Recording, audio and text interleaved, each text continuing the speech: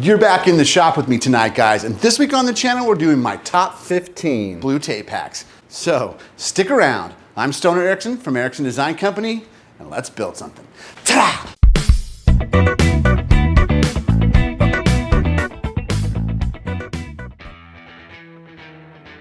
So these first two are ones I've used for many years, especially when building cabinets. You're gonna get a little tear out on the down cut of your table saw.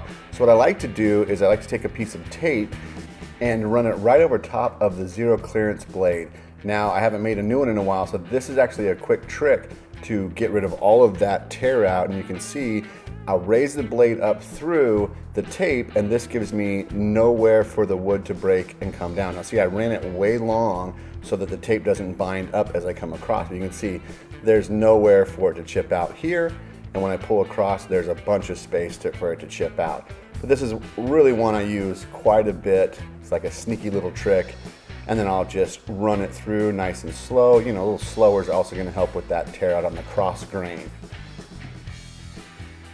The proof's in the pudding here, guys. You can see what a difference that makes on the blowout and the cross grain, rather than making a new zero clearance insert, basically. The same process here, that blade's going down is going to chip out the end grain on the actual chop saw, but instead of just running one piece of tape across, I'm actually going to double this one up or triple it up. And when I'm making multiple cuts in cross grain or hardwoods or really expensive wood, I really don't want that chip out. I want those edges to be so crisp and so clean. Again, the proof's in the pudding. For speed's sake, if I only have one or two to do, I'll do the classic, I'll just wrap the tape around it, then I'll cut through, and that'll really help and prevent any kind of blowout. Trying to use things in different ways that you have laying around the shop is really the purpose of any hack, and the blue tape hacks are pretty sweet. Now this next one I've also used a lot in cabinet building.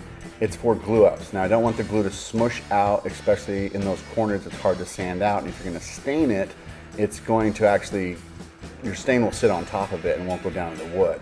So you can really see the difference here from when I glue these up, the one with the tape and the one without the tape. And as you clean that up, I mean, you can use water that'll raise the grain. You still have to do a bunch of work afterwards and sand it out. Another oldie but a goodie is the tape flag for depth. I've used this one for years and years, and I'm just gonna wanna mark the depth I need to go so I don't go all the way through something, and the tape flag is gonna show me how deep it goes. I actually saw one of these up on my workbench. It's just still there, which is pretty sweet. So that's the tape flag. This next one I use all the time. Now, I normally use vinyl on my X-carve when I carve down into stuff if I wanna get a two-color carve, but sometimes I run out of that vinyl and it can get kind of expensive, and I always have blue tape in the shop. So I'll sand up my piece really nice and smooth, and I'll run blue tape all the way across where the carve's gonna be. I'll get set up for the carve, and I'll actually push the tape on really firmly so it gets a nice clean adhesion. That's why I sanded it first. And then I'm gonna carve down into it. Now this works. If you like fun and creative videos like this, hit that subscribe button. Do it, and do it now. Plus leave me a comment, guys. I'd love to hear from you, and I'll totally comment back. Also, find me on Instagram and TikToks. I do previews to all these projects, and it's a great way to engage with the channel.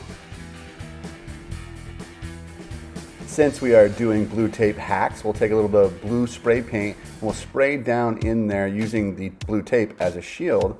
Once it dries, you can see that I don't have any overspray on the rest of my wood. And then I'll just take a little bit of sandpaper and a block, and I'll just sand it off really nice and smooth. And you can see how pristine this is. I use this hack so often.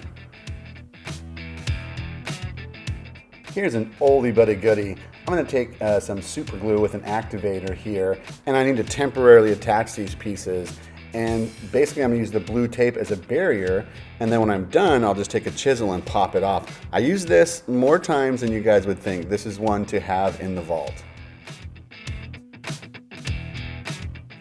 This next one I used for many years working on new construction builds, and when I was trying to match paints or having color codes, I would just pop off one of the outlet covers, and on the back I would write the code or the color match code, where it was from, and then I'd put it back on there, and then I'd tell the homeowner, where that was if they ever needed to match that paint or ran out. Here's another one that I've used for 20, 25 years. Say you got a little nick or a cut or a splinter on your finger. You know, I use blue tape as a Band-Aid quite often, and this is literally how I do it. A little bit of Neosporin, a little bit of blue tape, and then I pack it really tightly and, you know, use a little bit of paper towel, and then I can keep working and I don't have to stop. In keeping with putting tape on your fingers, I use my index finger and my thumb on my left hand as a guide when I run stuff through the table saw. So a lot of times when I'm starting big projects like that, I'll actually wrap both of those fingers up in the morning, then I can push down and into the table saw and not risk getting splinters busting up into my thumb or my index finger, which has happened many times. Now let's just say I'm installing a bunch of cabinet hardware.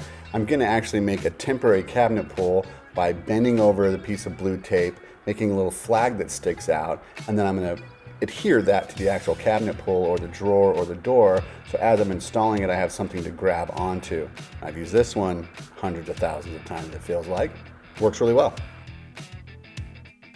Now this one I use when I go up and down a ladder, when I'm installing blinds or moldings, and I just take a piece of tape and I put it on the back of my actually measuring tape, and that way I have a good place to write different measurements. It's handy, then when I get to the actual saw, I actually have the measurements that I need. Many a times I forgot to do this, and then I tried to remember the measurement, 6 1/8, 3 3/4, and you end up forgetting it. So this one's pretty dang cool. You guys should definitely try this one. If you do try this one, hit me in the comments. Another really great one is, say I'm on a job site and I have a workbench that I've set up. I'll take some blue tape and run it across the front, and then I'll take my measuring tape and I'll mark out 1 inch, 2 inch, 3/4, so forth and so on. And that way I can come straight back to it with a piece of wood if I'm making repeatable cuts and I know where to mark it. In essence, I basically have a ruler on any work surface that I want, anytime I want, anywhere I want. Needing to hang something on a wall can kind of be tedious, finding and measuring where your nails or your screws are going to poke out. So this is a really quick trick. You just put this on the back of whatever you need to hang, mark the holes, and then once the holes are marked, you just transfer that straight up to the wall, and then you know exactly where the holes need to go for your screws or nails to poke out. We are way above 5 by now, guys, but I just keep thinking of them and I've used them all the time. Here's one I used in a lot of high-end houses when I am hanging those pictures. I'll just take a piece of blue tape, put it on the wall where I'm gonna hang something, then I'll make a blue tape bowl. And this is gonna catch all the dust that falls out of the wall from the sheetrock. It doesn't get all over the floor. Now this flaps on here, flipping it out, but you can still see how much we caught. This one is gonna save you a mess and not have to use your vacuum all the time. This is a blue tape bowl. And then it also makes the actual hole you drilled a little cleaner.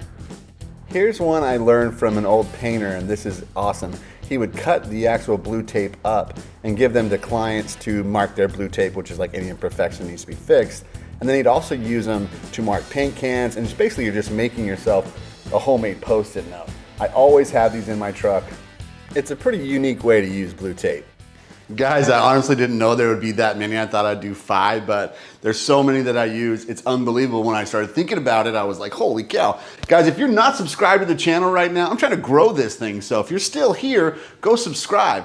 I'm Stoner Erickson from Erickson Design Company, and we built something. Ta-da!